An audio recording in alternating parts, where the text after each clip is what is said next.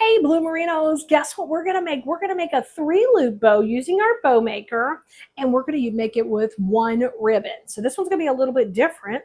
If you wanna see the project we're making this for, just ask right here in the comments, because this one's a cutie patootie. Now with the 3-loop bow, I like to do one really long tail and one that's a little shorter. So I'm gonna start with one right here that's 20 inches. Let's dovetail that.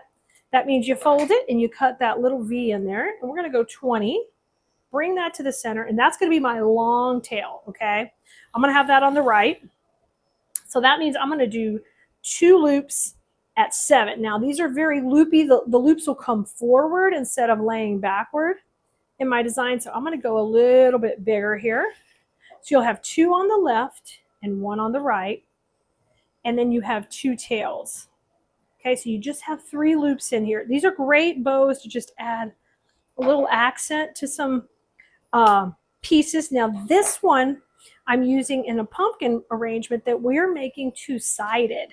So it will have a Halloween side and a fall side. So for the fall side, I didn't want to introduce as much of the black color that really kind of pops the Halloween look. So I am going to take those 3 loops and rotate that to the back. And you see when you put these in a design, how whimsical that is and the motion you'll have.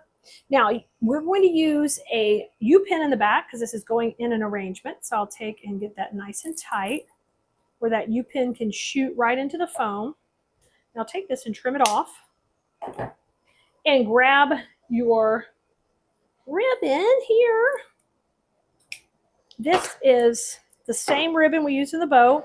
And we're just going to have that kind of go in the center and cover our mechanics.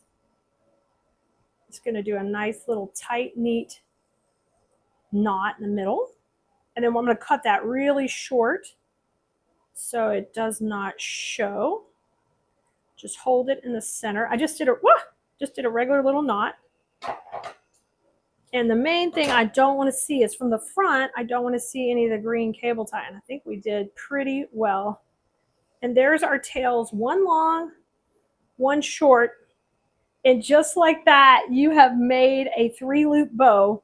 And it's hard to appreciate right now, but when you push that into some greenery and you see it on our finished look, it'll pop forward like this and it looks really great and whimsical and just that fun little touch of fall.